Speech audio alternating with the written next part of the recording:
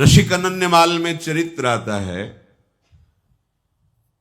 गुरुदेव ने कहा संत सेवा से तुम्हें भगवान मिल जाएंगे।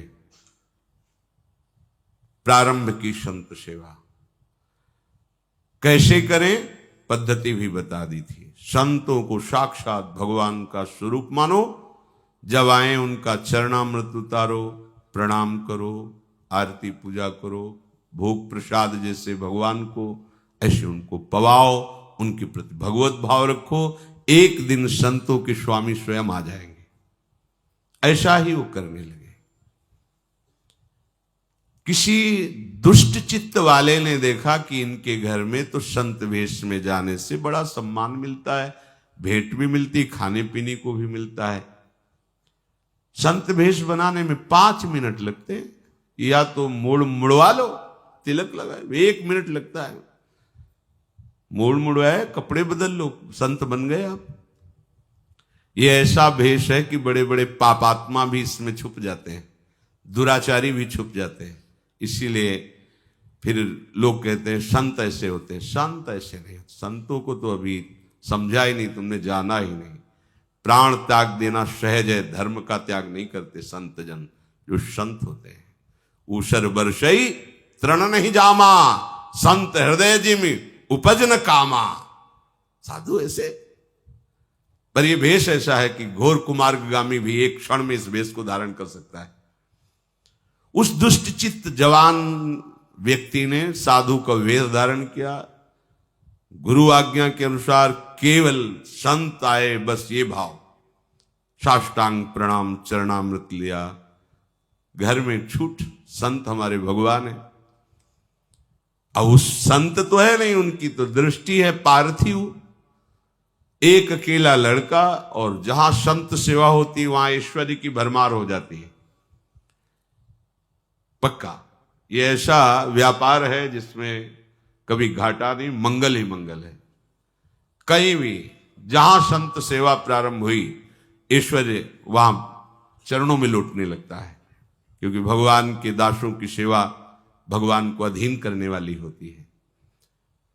जैसे किसी गर्भवती मां को अच्छे अच्छे पदार्थ पवाओ तो बालक को अपने आप पुष्टता प्राप्त होती है, ऐसे संतों के हृदय गर्भ में भगवान विराजमान हैं। संतों के मुख से जब आप जो भोजन पवाते हैं तो पुष्ट भगवान होते हैं। संत सुंदरी हैं और उनका गर्भ भगवान है। उनके हृदय रूपी गर्भगृह में साक्षात प्रिया प्रीतम विराजते हैं। अब उसकी दृष्टि गई उस अकेले लड़के पर, तो सोने का हार और अच्छे अच्छे आभूषण पे। उसने सोचा अंदर चोरी करना तो बड़ा मुश्किल है, इस लड़के को ही मार देते हैं, आभूषण उतार करके यहां से निकल लेते हैं। क्योंकि साधु तो था नहीं, 2-4 दिन खूब खीर पुआ पाए। एक दिन देखा कि वो जो सेवा करने वाले थे वो किसी कार्य से बाहर गए। अब वो लड़के को बुलाया, तो ऐसे भक्त हृदय के पुत्र भी तो भक्त हृदय होंगे, बहुत सरल स्वभाव। अभी नाबालिग बच्चा, उसको क्या ज्ञान की कौन किस भाव से बुला रहा है। एकांत में ले जा करके गला दबा दिया, उसको जान से मार दिया, उसके आभूषण छीन लिए, बक्से में बंद कर दिया बच्चे को। निकला बाहर से, जब गांव के बाहर जा रहा था उधर से भगत जी आए। उनका जरूर कोई हमारी त्रुटि हो गई सेवा में महाराज, इसलिए आप एक बार आप पुनः घर पधारे, चलें और एक दिन और रुकें।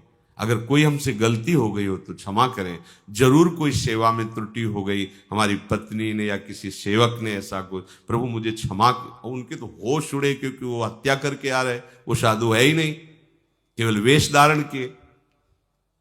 अब कुछ बोल नहीं पा रहे, वापस जाना ही पड़ा, क्योंकि भक्त में ऐसी सामर्थ्य होती है। उसकी श्रद्धा का तुम दुरुपयोग करो तो तुम अपने आप जलोगे, तुम्हें कोई बर्फ शीतल नहीं कर सकती है। ध्यान रखना, अगर सच्चे संतों की आज्ञा का उल्लंघन करोगे तो त्रिभुवन में कहीं भाग के चले जाओ, जलन से नहीं बच सकते, और ये जलन तुम्हारा नाश कर देगी। आए, बैठे। महाराज क्या त्रुटि हो गई थी, आप क्यों जा रहे थे, रो पड़े हो। देखो संत का प्रभाव, उस भक्त की साधुता। उन्होंने कहा मैं संत नहीं हूं, मैं बहुत दुष्ट हूं, नीच हूं। उसका हृदय विकल हो गया, मैं कितना नीच और कितना बिल्कुल साधु नहीं हूं। अभी अभी वेश बनाया 2-4 दिन पहले केवल खाने पीने के लिए, मैं बहुत नीच पापी हूं। भगवान मेरी परीक्षा मत लीजिए, आप मेरे भगवान हैं, संत हैं। नहीं हूं संत, तुम्हारे बच्चे को मार डाला देखो बक्से में, और ये सोना लेके भाग रहा। यह है साधुता का प्रभाव। उस भक्त का प्रभाव अपने आप उसको छुपाने नहीं दे रहा। मुझे दंड दीजिए, मैं नीच हूं। बक्सा खोला, देखा हाँ बालक, उठा के बालक चरणों पे, भगवान परीक्षा मत लीजिए, मेरा बालक है ही नहीं, तो आपका है, मेरा क्या है, मैं तो केवल गुरु आज्ञा पर यहां सेवक रूप से रहता हूं। ये घर गुरुदेव का, परिवार गुरुदेव का, ये आप सब संतों का है। चरणामृत उतारा और कहा मन वचन कर्म से गुरु आज्ञा का पालन करते हैं संतों को मैं भगवान समझता हूं, इसके प्रभाव से बालक जीवित हो जाए। जो चरणामृत डाला, बैठ गया बालक। अब वो मूर्खाधिराज को लगा कि मेरे चरणामृत का बड़ा जोर का प्रभाव है, वहां से पूजा पाठ लेके चल पड़े।